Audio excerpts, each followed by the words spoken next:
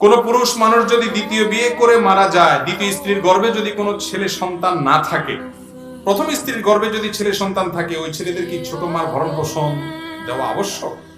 দরকারি প্রশ্ন এবং একটু ক্রিটিক্যাল প্রশ্ন। একজনের দুই স্ত্রী, প্রথম স্ত্রীর গর্ভে সন্তান আল্লাহ তাআলা দিবেন, দ্বিতীয় স্ত্রীর গর্ভে সন্তান দেন নাই, 30 সন্তান। এই ভদ্রলোক যদি মারা যান, এক বইয়ের ঘরে ছেলে মেয়ে হয়েছে, এখন এই ছেলে মেয়েরা তাদের যে আপন মা, তার তো ভরণ পোষণ দিবেই, কর্তব্য তাদের। প্রশ্ন হলো ওই সৎ মায়ের ভরণ পোষণ দিতে হবে কি? এর উত্তর হলো সৎ মায়ের উপরে ভরণ পোষণ দেওয়া তাদের উপরে আপন মায়ের উপরে দেওয়া যেরকম ফরজ, এরকম ফরজ না।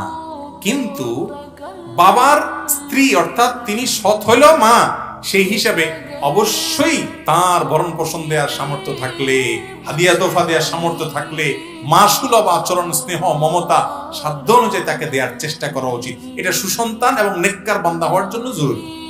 কথা কি বুঝতে পারছি? এখন যদি বলেন যে তাদের উপর যদি ফরজ না হয়, তাহলে মহিলার ভরণ পোষণ কে দিবে? ইসলামে কোনো শূন্যতা নাই, কোনো প্রকার সংকট নাই।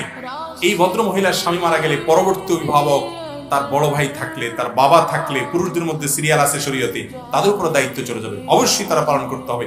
কেউ না করলে রাষ্ট্র এবং সমাজের কর্তব্য হবে।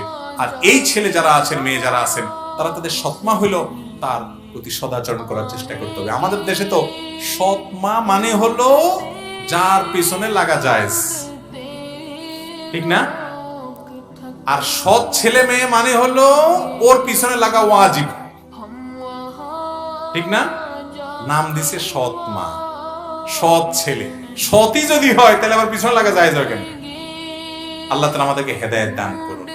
আমরা খুব হিংসুক যে বাবা আরেক বিয়ে করছেন, ওই ভদ্র মহিলা 14 গোষ্ঠীর দিকে তাকানো যাবে না, তার ছেলে মেয়ের দিকে তাকানো যাবে না। শয়তান আমাদেরকে নষ্ট করে ফেলছে।